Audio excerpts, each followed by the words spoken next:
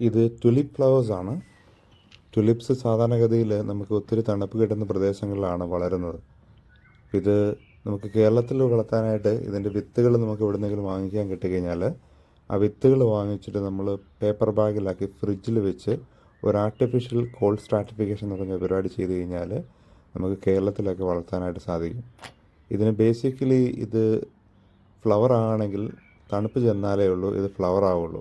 അപ്പോൾ നമ്മൾ വിൻ്റർ ഉള്ള സ്ഥലങ്ങളിലൊക്കെ ആണെങ്കിൽ നമ്മൾ ഒരു വിൻ്റർ തുടങ്ങുന്നതിന് മുമ്പ് മണ്ണിൽ കുഴിച്ചിട്ട് കഴിഞ്ഞാൽ അത് ഓട്ടോമാറ്റിക്കായിട്ട് സമ്മർ ആകുമ്പോഴത്തേനും ഇതുപോലെ നല്ല ഭംഗിയായിട്ട് ഫ്ലവറുകളുണ്ടാകും. കേരളത്തിലൊക്കെ ആണെങ്കിൽ ഈ ടുലിപ്സിൻ്റെ ബൾബ് വാങ്ങിച്ചിട്ട് ഒരു 3 മാസം ഫ്രിഡ്ജ് വെച്ചേക്കുക. ഫ്രിഡ്ജ് വെച്ചിട്ട് നമ്മൾ കുഴിച്ചിട്ട് കഴിയുമ്പോഴത്തേനും ഇതുപോലെ ഫ്ലവറുകളുണ്ടാകും. ഇതിൻ്റെ വിത്തുകൾ കിട്ടാൻ ബുദ്ധിമുട്ടാണ് കേരളത്തിലൊക്കെ. പിന്നെ ടുലിപ്പിൻ്റെ വേറെ പ്രത്യേകത, ടുലിപ്സ് നമുക്ക് ആദ്യത്തെ 1-2 വർഷമേ ഉള്ളൂ നല്ല രീതിയിൽ ഫ്ലവർ തരുള്ളൂ. അത് കഴിഞ്ഞാൽ ഫ്ലവർ കുറഞ്ഞു വരും.